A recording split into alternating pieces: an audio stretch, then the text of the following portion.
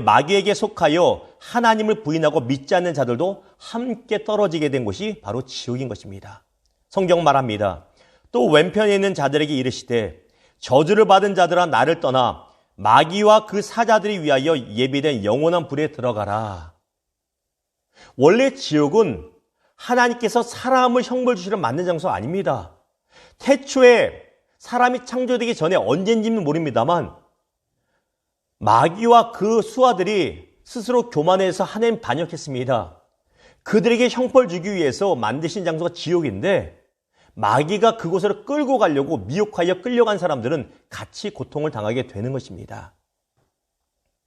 이것이 바로 영혼 상태입니다. 자, 여러분 정리가 되시죠? 그렇다면 성경 구절을 가지고 다시 한번 쉽게 풀어가겠습니다. 누가복음 16장에 보면 예수님께서 부자와 거지 나사로의 비유를 드시며 낙원에 대해서 음부에 대해서 말씀하십니다. 자, 부자와 거지 나사로가 죽어서 간 곳은 어딜까요? 교회 유초동부 전도쌤이 설교합니다. 어린이 여러분, 오늘은 부자와 거지 나사로에 대해서 이야기를 나누겠습니다. 부자는 이 땅에서 부유하게 살았지만 욕심꾸러기여서 본인 것만 챙기다가 하나님도 안 믿고 예수도 안 믿다가 죽어서 지옥에 떨어졌습니다. 그런데 이 땅에서 불쌍하게 살고 고통받던 거지 나사로는 비록 거지였지만 하나님을 잘 믿었고 예수님을 믿어서 천국으로 갔습니다. 이렇게 설교하는 거 들어보셨을 테고 아마 여러분 중에서 설교하신 분도 있을 것입니다. 부자가 죽어서 지옥에 가고 나사로가 죽어서 천국 간 것이 맞습니까? 맞다고 해도 무방하다고 말씀드렸습니다만 엄밀히는 아닙니다. 보십시오. 나사로와 부자의 영혼이 간 곳은 우리가 배웠죠. 어디요? 영혼 상태가 아니라 중간 상태라는 것입니다. 누가복음 16장 22절 읽습니다. 시작. 이에 그 가지가 아니고 그 거지가 죽어 천사들에게 받들려 아브라함의 품에 들어가고 부자도 죽어 장사되매. 아브라함의 품은 어디입니까? 낙원입니다. 아브라함도 아직까지 낙원에 있을 것으로 추측됩니다. 왜? 예수님이 재림하시지 않으셨기 때문에. 아브라함 품에 간 것도 맞는 표현입니다. 낙원입니다. 누가복음 16장 23절 시작. 그가 음부에서, 이 음부는 어디라고요? 일반적으로 성경이 말하는 음부는 고통의 음부, 하부 음부, 지옥의 맛배기를 맛보는 대기장소라고 말씀드렸습니다. 그 음부에서 고통 중에 눈을 들어 멀리 아브라함과 그의 품에 있는 나사로를 보고, 실제 볼 수는 없습니다만 비유적으로 설명하시고자 이렇게 말씀하신 것이죠. 부자와 나사로 간 것은 중간 상태, 낙원과 고통의 음부입니다. 자, 낙원과 음부의 차이를 봅니다. 누가복음 16장 25절 보았더니 이렇게 말씀하십니다. 이제 그는 여기서 위로를 받고 너는 괴로움을 받느니라. 위로라는 단어가 나오고 괴로움이라는 단어가 나옵니다. 그렇죠? 누가복음 16장 24절에 보니 부자가 이렇게 간청합니다. 아버지 아브라함이요, 유대인에게서 믿음의 조상 아버지니까, 아버지 아브라함이요, 나를 긍휼히 여기사 나사로를 보내어 그 손가락 끝에 물을 찌고 내 혀를 서늘하게 하소서. 내가 이 불꽃 가운데서, 분명히 불꽃이라 말합니다, 괴로워하나이다. 낙원은 천국의 즐거움 있고 위로받는 것입니다. 눈물이 없는 것입니다. 반대로 음부, 고통의 음부는 지옥의 불구덩이 같은 고통을 맛보고 있는 곳입니다. 괴로운 곳이라는 것입니다. 그렇다면 세 번째입니다. 낙원에 있다가 음부로 이동이 가능한가? 낙원에서 음부로 떨어지고 낙원이 대기장소인데, 예를 들어서 마스크 사러 줄 서고 있다가 화장실이 너무 급해가지고 앞뒤 사람한테 말을 못하고 화장실 갔다 왔더니 줄이 사라졌네. 그럼 맨 뒤에 섰다가 마스크를 구입 못한 그런 경우처럼 낙원에서 뭔가 잘못해서 음부로 떨어지는가, 아니면 고통의 음부 있다가 열심히 거기서 기도해서 회개해서 낙원에 올라갈 수 있는가, 그 질문을 드립니다. 어떻게 생각하세요? 답은 결코 불가능입니다. 누가복음 16장 26절을 통해 성경은 이렇게 말합니다. 같이 읽습니다. 시작. 그뿐 아니라 너희와 우리 사이에 큰 구렁텅이가 놓여 있어 여기서 너에게 건너가고자 하되 갈 수 있어요 없어요? 없고 거기서 우리에게 건너올 수도 없게 하였느니라. 갈 수 없습니다. 쉽게 말하면 천국 가 있는 영혼이 지옥으로 갈 수 없고 지옥 가 있는 영혼이 그곳에 회개해서 천국에 갈 수 없다는 것입니다. 마태복음 12장 32절에 말합니다. 또 누구든지 말로 인자를 거역하면 사하심을 얻되 누구든지 성령을 거역하면 이 세상과 오는 세상에서도 오는 세상이 뭡니까? 사후세계 우리가 죽고 나서도 사하심을 구원의 기회가 없다라는 것입니다. 이걸 기억해야 됩니다. 성령을 회방하고 거역하는 것이 무엇입니까?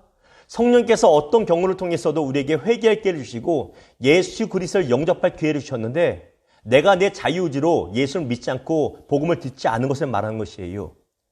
죽고 나서는 기회가 다시 없다라는 것입니다.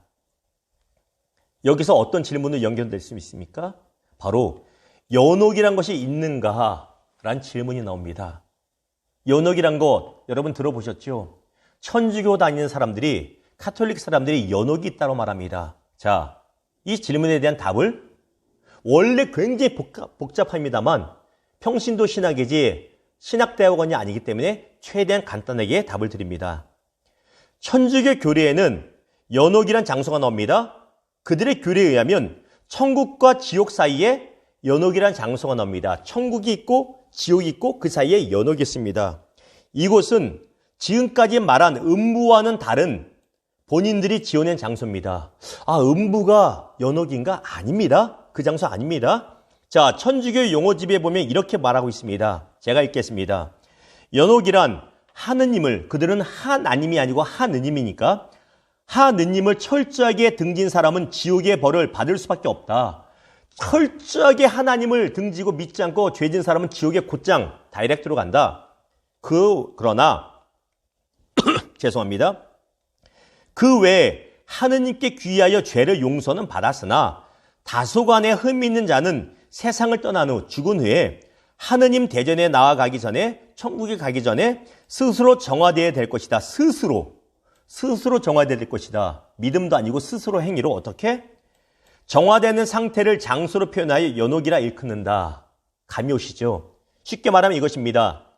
천국에 지킬 만한 믿음의 의인이 아니라면 연옥이란 곳에 떨어져서 연옥에서 죄를 씻어내는 고통의 시간을 거쳐라. 그리고 그곳에서 고통의 시간을 거쳐서 정결하게 되면 천국에 올라간다는 것을 말하는 것입니다. 성경이 맞습니까? 아닙니다. 비성경적입니다. 물론 천주교 교리집을 보면 나름대로 항변하고 있는 내용들이 나옵니다만 복잡해서 가지고 오진 않았습니다. 1400년대, 1500년대 중세에 천주교 교황들과 그들의 신학자들이 이 연옥소를 확정해 놓았습니다. 성경에 나오는 것이 아닙니다. 성경은 무엇이라 말합니까? 누가복음 23장 43절에 보니 예수께서 이르시되 내가 진실로 내게 이르노니 보십시오.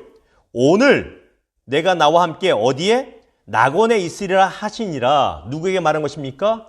예수님 옆에 못 박혀 죽은 오른쪽 왼쪽이지 말 못해요. 성경이 안 말하는데 우리는 일반적으로 오른쪽 강도라고 생각을 합니다. 어쨌든 한쪽 편 강도한테 예수님 말씀하세요. 그 강도가 말했죠. 예수님, 오늘 내 영혼을 책임져 주세요 했더니 회개한 것입니다. 예수님이 말씀하십니다.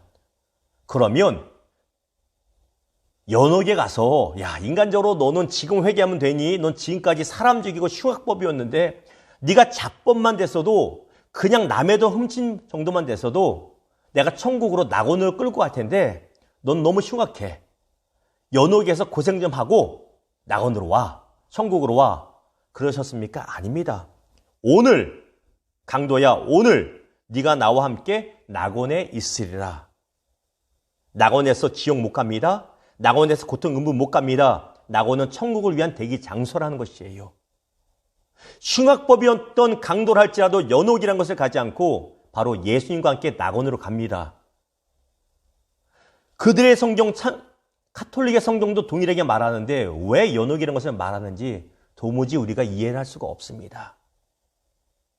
무슨 말씀인지 아시겠지요? 자, 그렇다면 한 가지 더 나가서 면죄부란 것과 연옥의 관계를 말해봅시다. 여러분 면죄부 들어보셨죠?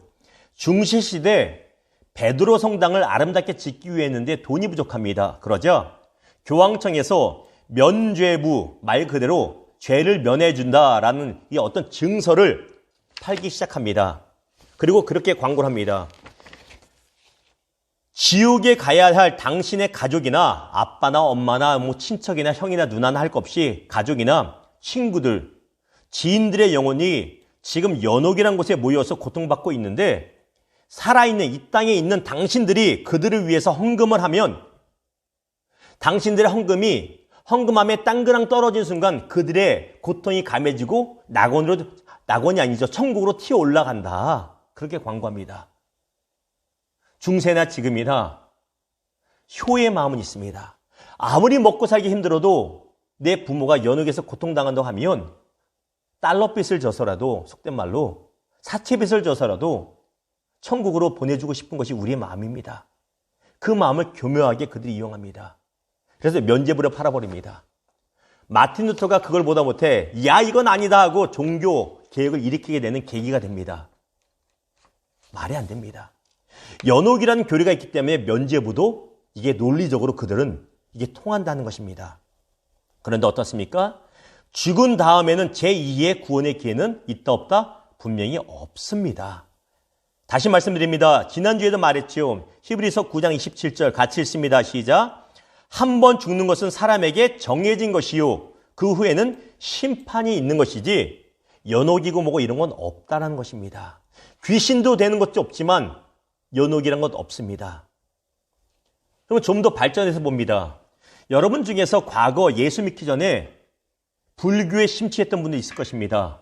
점치러 다녔던 분도 있을 것이고 사주팔자 궁합 보러 다니는 분이 있으시죠? 자, 여러분 윤회 사상이라고 들어보셨습니까? 윤회? 불교나 타 종교에서는 윤회를 말합니다. 윤회가 무엇입니까?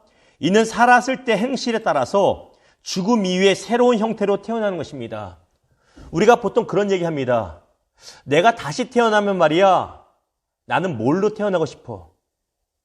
그 우리의 소망입니다. 그렇게 말할 수 있어요. 왜? 우리의 소망입니까? 나는 다시 태어나면 새로운 인생을 살 거야. 나는 다시 태어나면 이렇게 해볼 거야. 얘기할 수 있습니다.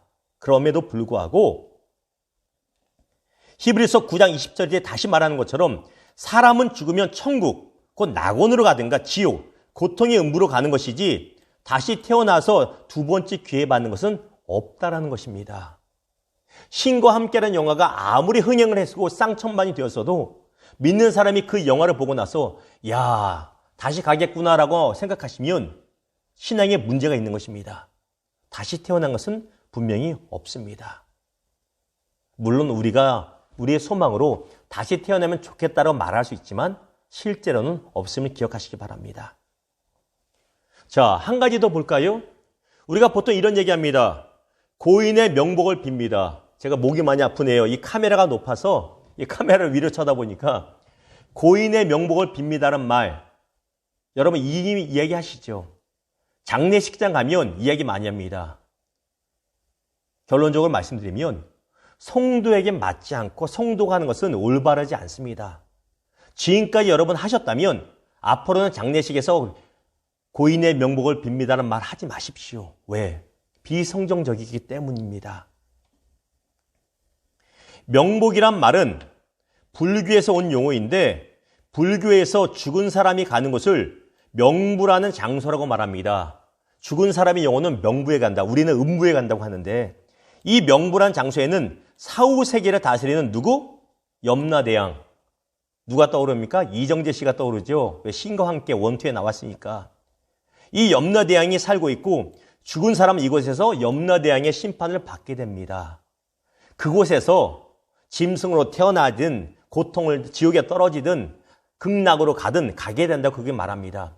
죽은 사람의 영혼이 가는 것이 명부라고 불교는 말합니다. 그리고 그곳에 염라대왕의 심판을 받습니다. 그러면 명복을 빈다는 것이 무슨 말입니까? 이 말은 죽은 사람의 영혼이 누구로부터? 염라대왕으로부터 복된 심판을 받아서 극락에 가게 되기를 원한다는 의미입니다. 권사님이 돌아가셨습니다. 천국 가셨어요. 이제 기껏 성도가 가서 하는 얘기가 유가족한테, 유가족도 성도겠죠. 집사님, 어머니의 영혼이 잘 되기를 명복을 빕니다. 이건 말이 안 되는 얘기입니다. 어머니의 영혼이 염라대왕님한테 좋은 심판받기 원합니다. 이 말도 안 되는 얘기를 하고 있는 겁니다. 근데 우리나라 자체가 불교권에 있었기 때문에 그냥 사용됐어요. 심지어는 목회자들까지도 그 얘기를 합니다. 어느 집사님이 소천하셨습니다. 고인의 명복을 빕니다. 속된 말로 환장할 만한 얘기입니다. 이거 쓰면 안 됩니다. 왜 우리의 영혼이 염라대왕한테 잘 보여야 됩니까? 그러면 우리 어떤 얘기 해야 됩니까? 사람이 죽는 것은 한번 정해졌기 때문에 장소가 바뀌잖아요. 낙원 갈 사람이 음부로 떨어지지 않고 음부 갈 사람이 낙원으로 떨어지지 않습니다. 그렇기 때문에 이렇게 말해야 됩니다. 성도인 경우에는, 성도가 돌아가시는 경우에는 유가족한테 하나님의 위로가 유가족 위에 넘치기를 소망합니다. 이러면 됩니다. 굳이 마음을 담아서 말한다고 정성 다한다고 명복을 빈다는 얘기 하지 마십시오. 만일 돌아가신 고인이 불신자라면, 저도 불신자 장례식에 간 적이 있습니다. 거기 가서 명복 빈다고 하지 마시고 천국 가기 바란다고 하지 마시고 이미 끝난 얘기니까 유가족 위에 주의 은혜가 있기를 소망합니다. 아니면 모든 장례 절차 위에 주님의 은혜가 있기를 원합니다라고 그렇게 이야기하시면 됩니다. 지금까지 여러분이 잘못 말했을지언정 이젠 배웠잖아요. 이젠 올바르게 이야기하셔야 됩니다. 아시겠지요? 자, 마무리 짓습니다. 여러분, 부끄러운 구원이라고 들어보셨습니까? 구원받았는데 부끄러운 구원. 옛날 부흥사 목사님들이 이런 얘기 하시죠. 나는 주님 보시기에 너무 부끄러워서 친구 목사는 주기철 목사님은 누구는 천국 가면 면류관 쓸 텐데 나는 개털 모자 쓰고 구원받았다는 말 들어보신 적 있습니다. 그게 맞는 말입니까? 그런 게 어디 있어요? 성경에 개털 모자 없잖아요. 아니요, 있습니다. 개털 모자란 말은 없는데 부끄러운 구원은 분명히 있습니다. 구원받는다고 다 똑같이 구원받는 거 아닙니다. 보십시오. 고린도전서 3장 14절에서 15절 교독합니다. 만일 누구든지 그 위에 세운 공적이 그대로 있고 상을 받고 있으면 상을 받고 15절 여러분 읽습니다. 시작.